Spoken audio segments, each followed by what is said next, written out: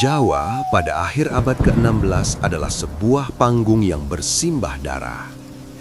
Cahaya kejayaan Majapahit telah lama padam, hanya menyisakan bara yang meredup di tanah Demak yang sedang koyak.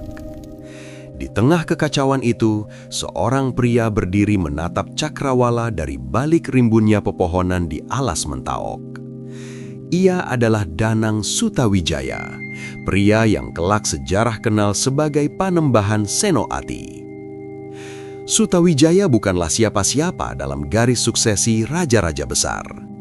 Ia adalah putra dari Ki Ageng Pamanahan, seorang abdi setia yang dihadiahi sebidang hutan luas oleh Sultan Hadiwijaya dari Pajang. Secara historis, Alas Mentahok adalah wilayah pemberian atas jasa mereka menumbangkan area Penangsang. Namun, dalam berbagai narasi tutur, hutan ini digambarkan sebagai wilayah wingit yang penuh tantangan alam. Bagi Sutawijaya, Mentauk bukan sekedar hadiah, melainkan sebuah batu pijakan. Ia merasakan bahwa mandat langit atau yang disebut rakyat Jawa sebagai Wahyu Keprabon sedang mencari rumah baru setelah runtuhnya Demak. Namun, membangun sebuah imperium dari nol membutuhkan lebih dari sekedar keberanian. Di utara, ia berhadapan dengan kewibawaan ayah angkatnya sendiri, Sultan Hadiwijaya. Untuk berdiri tegak, Sutawijaya menyadari bahwa ia tidak hanya membutuhkan kekuatan militer, tetapi juga legitimasi spiritual yang mampu mengikat imajinasi rakyat Jawa.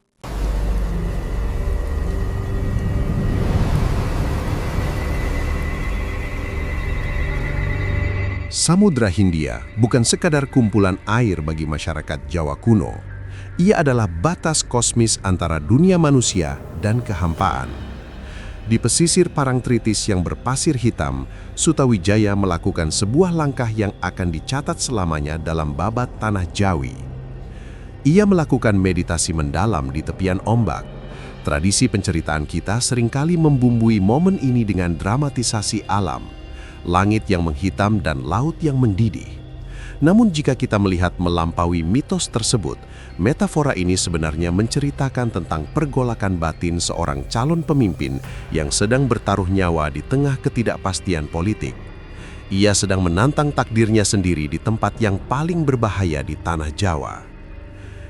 Dalam sunyi meditasinya, dikisahkan bahwa ia bertemu dengan entitas penguasa samudra yang namanya akan dibisikkan dengan penuh hormat selama berabad-abad, Nyi Roro Kidul. Siapakah sosok ini?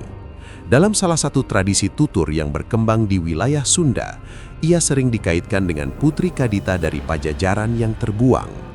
Namun bagi masyarakat Jawa bagian tengah dan timur, ia adalah sosok penguasa samudra yang jauh lebih purba. Pertemuan antara Senopati dan Sang Ratu adalah sebuah metafora politik yang jenius. Babat mencatat adanya perjanjian atau pernikahan spiritual di antara keduanya.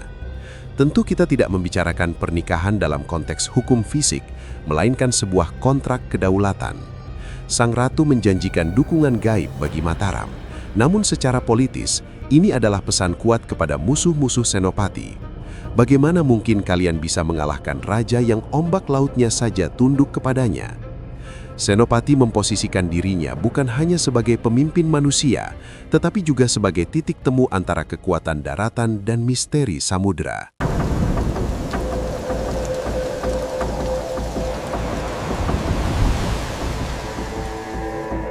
Namun, klaim mistis di selatan itu harus berhadapan dengan realita di pesisir utara. Ratu Kalinyamat, penguasa Jepara, adalah sosok yang nyata dan kuat secara historis. Berbeda dengan Senopati yang membangun legitimasi lewat kekuatan tak terlihat. Kalinyamat memiliki kekuatan yang sangat nyata. Armada laut terbesar di Nusantara pada masanya. Ia adalah sosok yang berani mengirimkan ribuan prajurit untuk menyerbu Portugis di Malaka pada tahun 1551 dan 1574. Bagi Kalinyamat, kekuasaan adalah tentang kedaulatan maritim dan diplomasi ekonomi. Kontras ini sangat menarik. Senopati yang berada di pedalaman menyadari bahwa ia tidak bisa menandingi armada fisik utara dalam waktu singkat. Maka, narasi tentang hubungannya dengan penguasa Laut Selatan menjadi senjata psikologis untuk menciptakan aura kesakralan yang membuat lawan-lawannya di pesisir merasa segan. Sekitar 3 dekade setelah Senopati wafat, cucunya, Sultan Agung Hanyokrokusumo, membawa Mataram ke puncak kejayaan pada tahun 1613 hingga 1645. Jika Senopati adalah sang pondasi yang mencari restu, maka Sultan Agung adalah sang arsitek yang mempertegas kedaulatan tersebut. Di era Sultan Agung, konsep Khalifatullah atau wakil Tuhan di bumi dipadukan secara harmonis dengan tradisi lokal. Sultan Agung tidak menghapus legenda Laut Selatan. Ia justru merangkulnya sebagai bagian dari identitas Mataram yang utuh. Dalam narasi mitologis, Sultan Agung bahkan digambarkan memiliki kendali atas makhluk halus. Secara historis, ini adalah cara beliau menyatukan rakyat Jawa yang memiliki akar kepercayaan beragam ke bawah satu panji Mataram Islam yang sinkretis.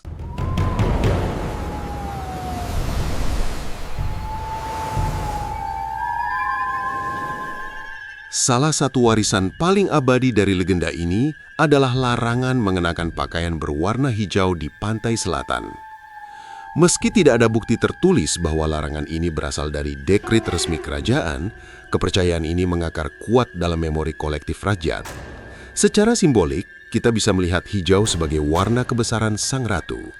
Mengenakan warna yang sama dianggap sebagai bentuk keangkuhan manusia. Ini adalah kode etik yang tumbuh secara organik di masyarakat, sebuah pengingat bahwa manusia hanyalah tamu di hadapan kekuatan alam yang besar. Legenda ini membantu menjaga jarak antara rakyat dan misteri kekuasaan Raja-Raja Mataram yang dianggap sebagai pemilik hubungan istimewa dengan laut tersebut.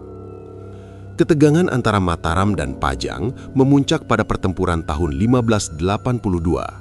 Sultan Hadiwijaya, sang ayah angkat, harus menghadapi kenyataan bahwa mandat kekuasaan telah berpindah ke tangan Senopati.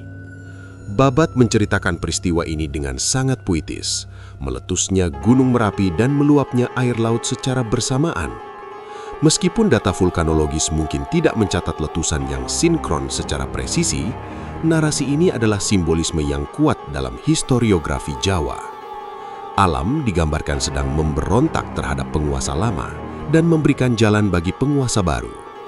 Sultan Hadiwijaya wafat tak lama setelah konflik tersebut, menandai berakhirnya era Pajang dan dimulainya dominasi total Mataram di tanah Jawa.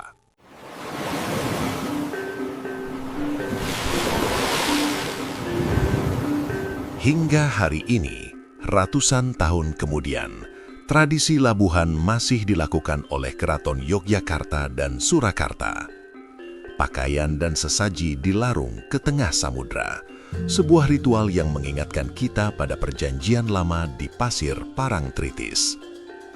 Apakah Nyi Roro Kidul itu nyata, atau ia adalah instrumen politik yang diciptakan untuk menjaga wibawa sebuah dinasti?